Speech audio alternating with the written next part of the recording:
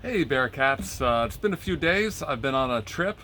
I'll do a video and describe that a little bit later, but today I want to talk about World Migration Day. It was on the weekend, last Saturday, and it's kind of interesting because you've been traveling through what's called the Mississippi Flyway. Flyways are like interstate highways.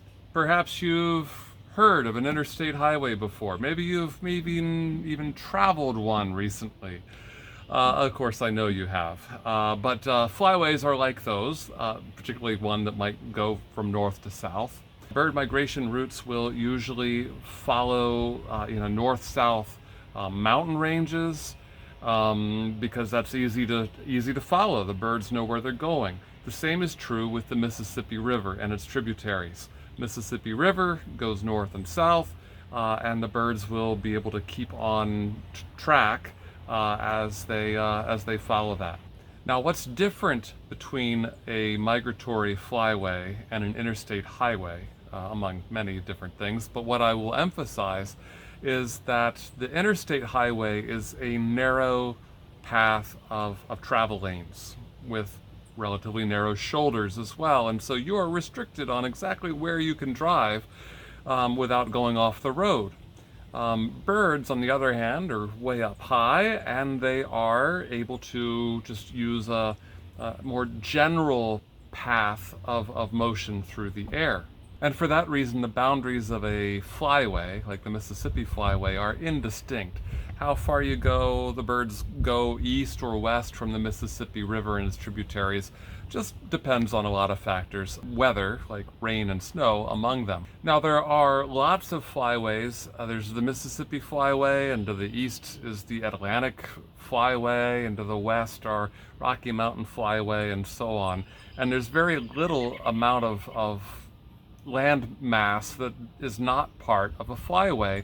And so for that reason, I think the utility of a flyway is not that great when you're thinking about where birds are migrating, because literally birds are migrating across the country, no matter what state you're in.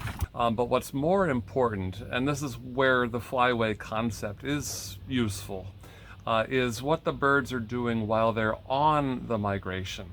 You see, birds don't fly non-stop. They're like you and me on the interstate. Now and then they need to take a break. And you and I would pull over into a rest stop or a rest area on the interstate. Migratory birds have similar areas, and these are called either stopover sites or staging areas. Staging areas are used by birds from 1 to 4 weeks at a time.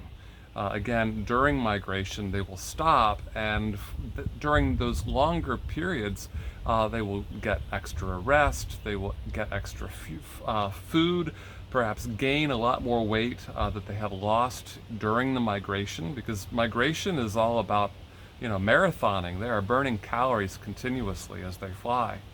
So they do have to recharge and recoup those lost calories and body fat. For you and I, that would be like a campsite where you are camping for a week to recharge yourself before you move to another location. Migratory stopover sites are where a migratory bird will spend a day or two just resting and recharging, and then continuing on with its travel. So those are more like the rest areas on an interstate highway. You don't go camping at a rest area, and if you do, you'll probably get arrested or towed. Now let's talk about specifically the location of Louisville or actually, as they say in the town, Louisville.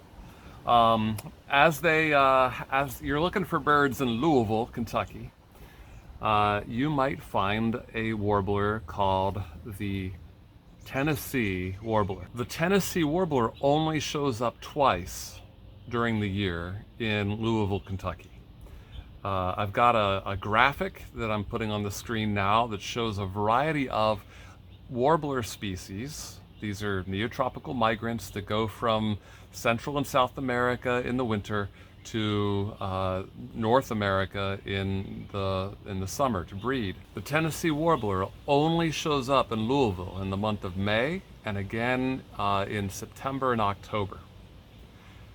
During the rest of the summer, they're up in northern Canada in the boreal forest. And during the rest of the winter, again, they're down in southern or South America. It's kind of funny that the bird is called the Tennessee Warbler when in fact it's barely even in the state, it's just passing through. There must be something a little strange about the state of Tennessee, that they don't want to stick around. Nah, just kidding. Anyway, I'll join you again real soon. Birds!